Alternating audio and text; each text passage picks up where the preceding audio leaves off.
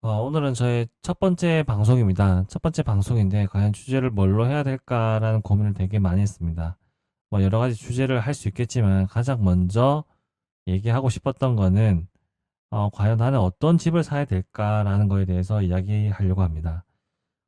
살면서 집은 뭐 아파트가 될 수도 있고 주택이 될 수도 있겠지만 집이라고 하는 건 거주의 목적이 뚜렷합니다. 하지만 제가 생각하는 집은 거주의 목적뿐만 아니라 어느 정도의 수익률이 나와야 된다고 생각합니다.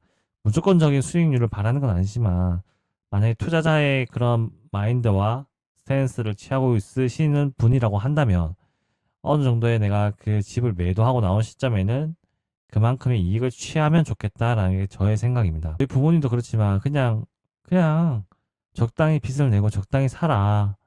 그게 마음 편해 라고 하십니다. 물론 뭐 저희 아버님 어머니 세대에는 그게 맞았지만 지금은 그렇지 않은 것 같습니다. 내가 집을 매도하는 시점에는 내가 그만큼의 이익을 취하고 나와야 되고, 내가 그냥 월급쟁이로 이렇게 살아가는, 뭐 월급쟁이로 살아가고 있지만 그 중에서 내가 자산을 증식할 수 있는 방법은 단순히 내가 돈을 아껴서 월급을 모아서 내가 저축을 해서 뭐 자산을 불릴 수도 있겠지만, 그 속도가 너무 느리고 한계가 뚜렷하기 때문에 적어도 나는 내가 집을 이용해서 수익을 올려야겠다라고 저는 생각합니다. 뭐 드라마틱한 그런 수익률을 바라는 건 아닙니다. 하지만 내가 살아가면서 장기적인 계획을 세우고 내가 5년, 10년, 15년, 20년 뒤에는 적어도 뭐 이런 아파트, 저런 집, 좋은 동네에 살고 싶다, 살 거다, 그리고 그때는 집을 두 채 가질 거다, 라는 저만의 뚜렷한 목표를 가지고 있기 때문에 저는 최소한의 평범한 직장인으로서 살아가는 자산을 증식해야 된다는, 자산을 늘려나가야 된다는 입장으로 말씀을 드리겠습니다. 그렇다면 그 입장에서 바라본다면 과연 어떤 집을 사야 될까요? 그냥 직장에서 가까운 집? 아니면 뭐 부모님하고 가까운 집? 뭐 정답은 없습니다. 뭐 그런 집에 산다고 해서 뭐 그게 안 좋은 것도 아니고, 내가 그 생활에 만족하고 거기 오는 그 행복감이 더 크다고 한다면 뭐 당연히 직장과 가까운 곳, 부모님과 가까운 곳에 사는 게 맞습니다. 하지만 투자자의 관점에서 바라본다면 직장에서 가까운 집보다, 물론 그 집이 뭐 상급지이고 잘 앞으로 이렇게 오를 곳이라고 한다면 문제가 없지만, 그렇지 않다고 한다면 나는 누구나 가고 싶어 하는 집, 만약에 누구나 가고 싶어 하는 집이 10개가 있으면 그 10개 중에 내가 첫 번째를 못 간다면 그 두 번째, 그 두 번째를 못 간다면 그 세 번째, 그 세 번째를 못 간다면 그 네 번째를 가야 된다는 게 저 생각입니다. 제 생각은 최소한 그렇게 해야지 내가 내 돈을 지킬 수 있다고 생각합니다. 과연 그러면 사람들은 어떤 집을 살고 싶어 할까라는 겁니다. 항상 그 관점에서 생각하셔야 됩니다.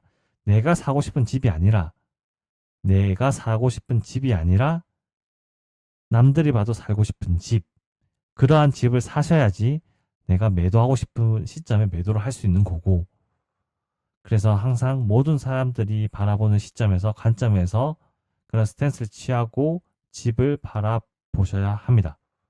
그래서 항상 모든 사람들이 바라보는 시점에서, 관점에서 그런 스탠스를 취하고 집을 바라보셔야 합니다.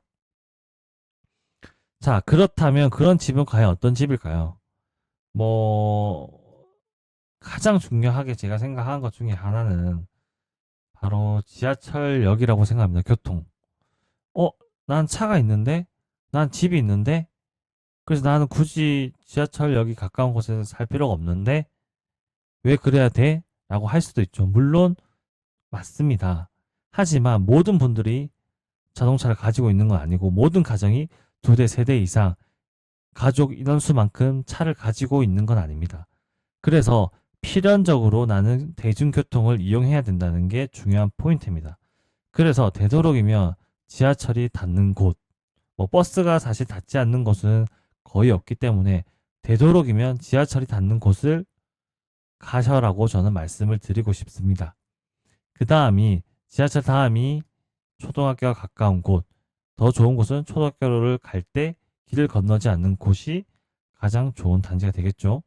그리고 그 다음이 공원이나 주변 인프라, 상업지역과 내가 얼마나 가까운지, 내가 병원, 마트, 내가 필요한 시설들이 주변에 다 갖춰져 있는지가 중요할 것 같습니다. 가장 중요한 것은, 자, 남이 가고 싶은 집에 나도 살아야 된다는 겁니다. 그러면 과연 그게 어떤 집일까요?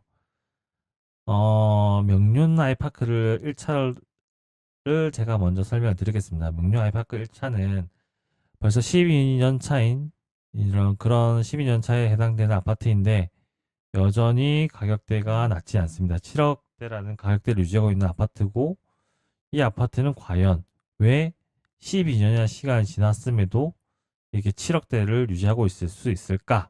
꾸준히 이렇게 오르고 있을 수 있을까? 물론 코로나 기간에 완전 19억, 9억까지 올라갔지만 그 이후에 조금 내려가고 있지만 이건 전체적인 추세인 거고 부산의 추세인 거고 이 아파트는 어떻게 해서 이렇게 가격 방어를 잘 하면서 꾸준히 이렇게 올라왔었던 것일까? 라는 거에 대해서 이야기를 해드리려고 합니다. 자, 명륜 아이파크 1단지입니다. 명륜 초등학교를 끼고 있습니다. 그래서 단지 내에서 나와서 길을 건너지 않은 상태에서 그대로 후문으로 명륜 초등학교를 갈 수 있는 구조를 가지고 있습니다. 그리고 부산에서 손에 꼽히는 상업지역이죠. 동네를 걸어서 도보로 갈 수 있는 거리를 가지고 있는 위치에 있습니다. 335m 정도 되겠네요. 뭐 좀 더 간다 치면 437m 해서 보통 도보로 한 7분이면 갈 수 있는 그런 거리에 있는 아파트입니다.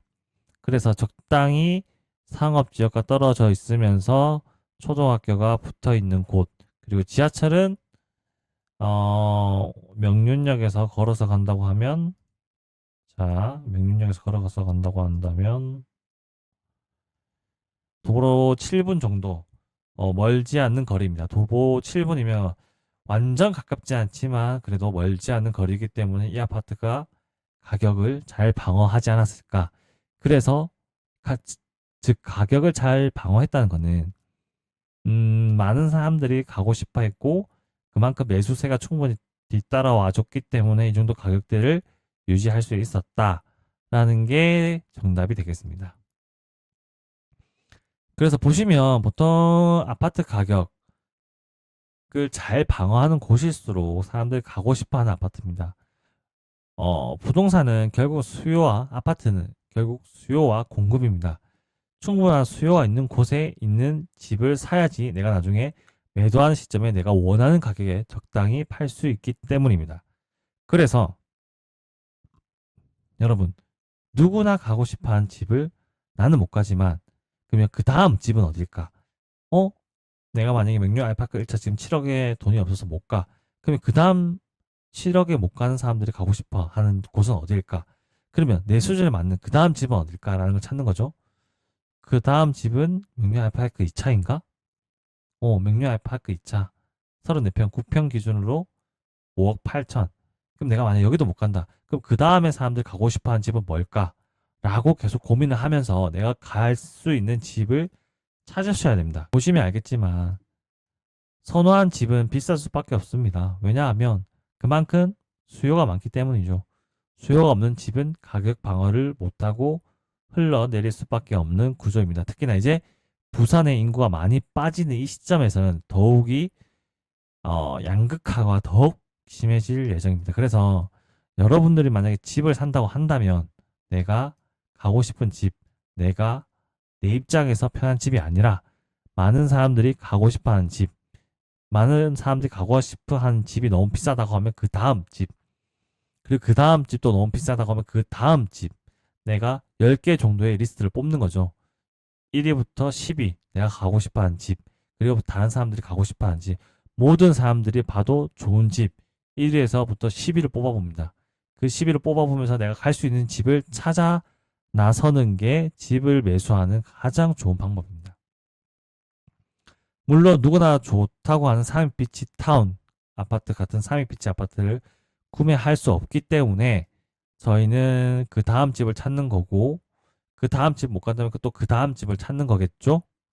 그렇듯이 우리는 이 우선순위를 정해서 내가 갈 집을 정해야 된다라는 게 중요합니다. 내가 가고 싶은 집이 아니라 모든 사람이 가고 싶어 하는 집을 사야 된다.